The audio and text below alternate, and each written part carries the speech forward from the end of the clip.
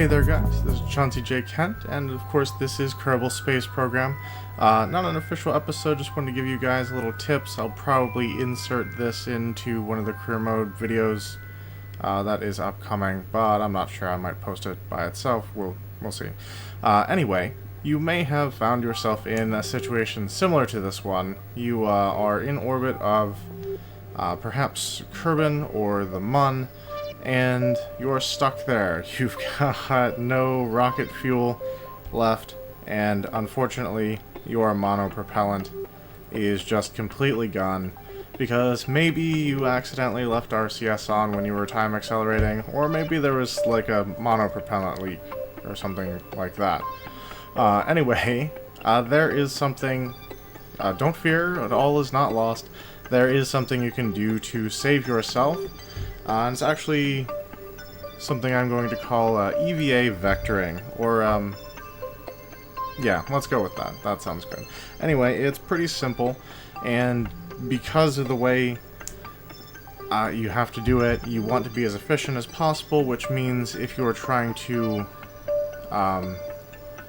increase your thing, like if you're stuck in the Mun, you need to get a Kerbin encounter,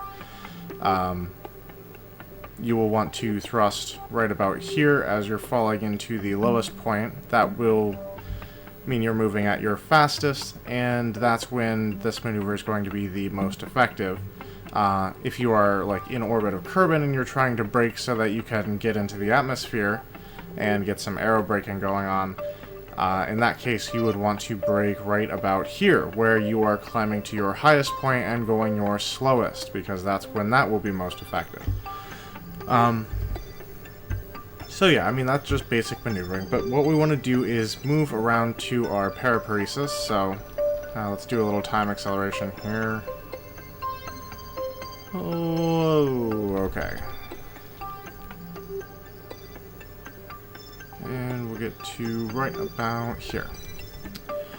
And next thing you want to do, I'm trying to thrust prograde so that I can get out of the Mun orbit.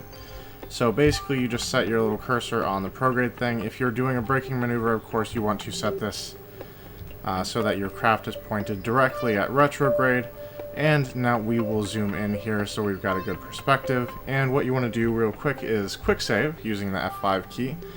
I have had it where the perspective shifts a little bit and then just throws off the whole thing, and that sucks because your guy ends up drifting out into space, and that's no fun. But let's go ahead and get my guy here. So you have him come out, let go of your ladders and such, turn on your RCS pack using the R key, and you just want to make your way to the very back of the craft.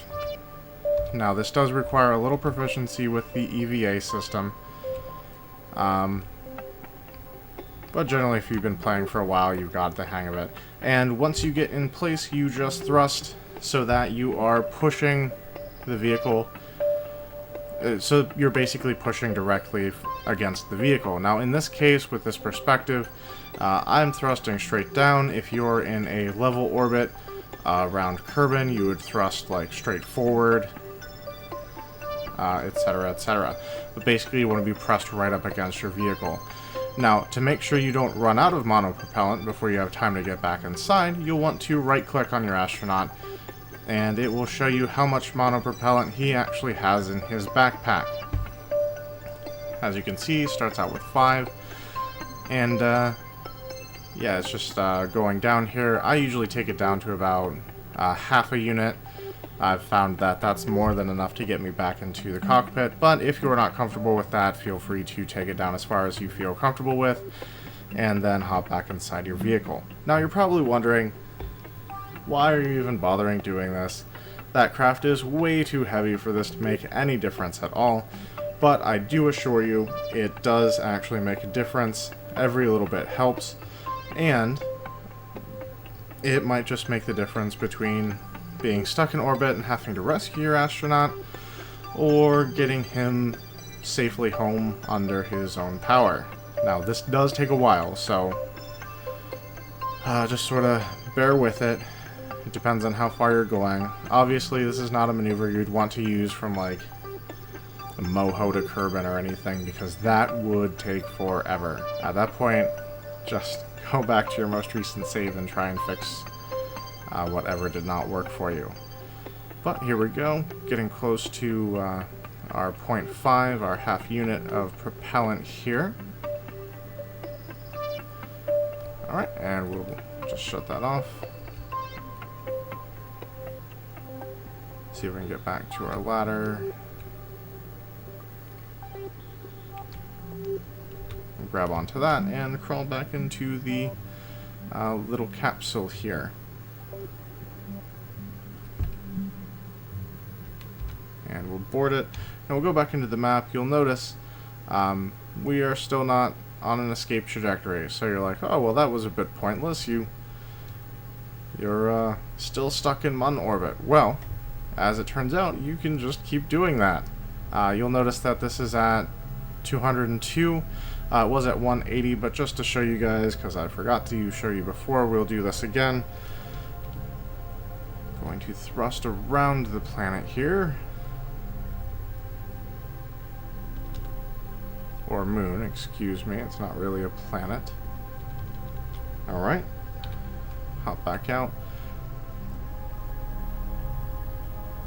Make sure we're pointed prograde. Alright, we'll go EVA. Let go. Turn on our RCS pack.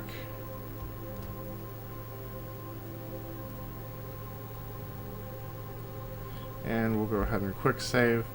Now, the reason I do that primarily is I was doing this once, and I had it switch perspective on me like 2 or 3 times, all at the same time, and it was right after I had finished the maneuver, so I only had half a unit of propellant, and I ended up drifting out into space, and I hadn't saved, and so I had to go all the way back to launch, which sucked.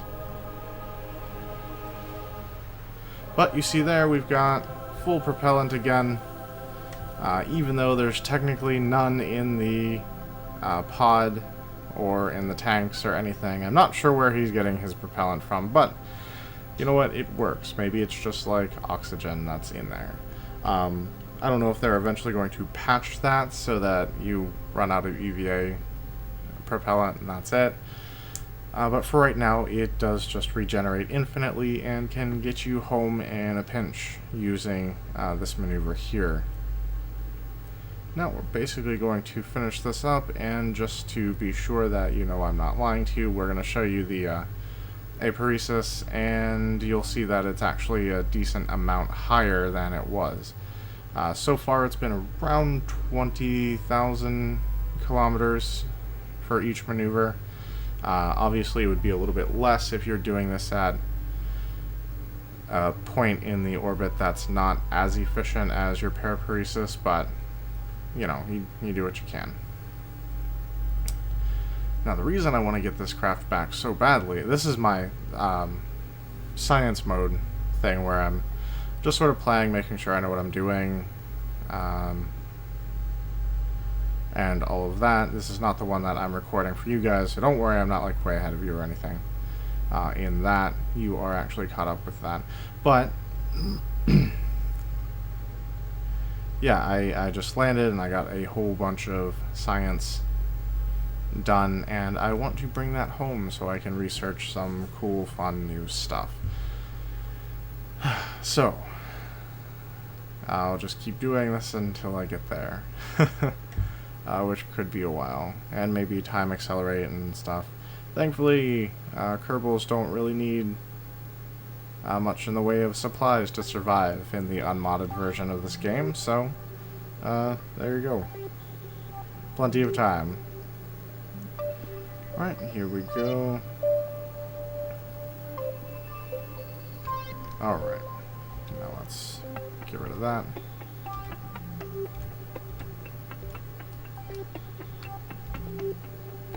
Grab onto that.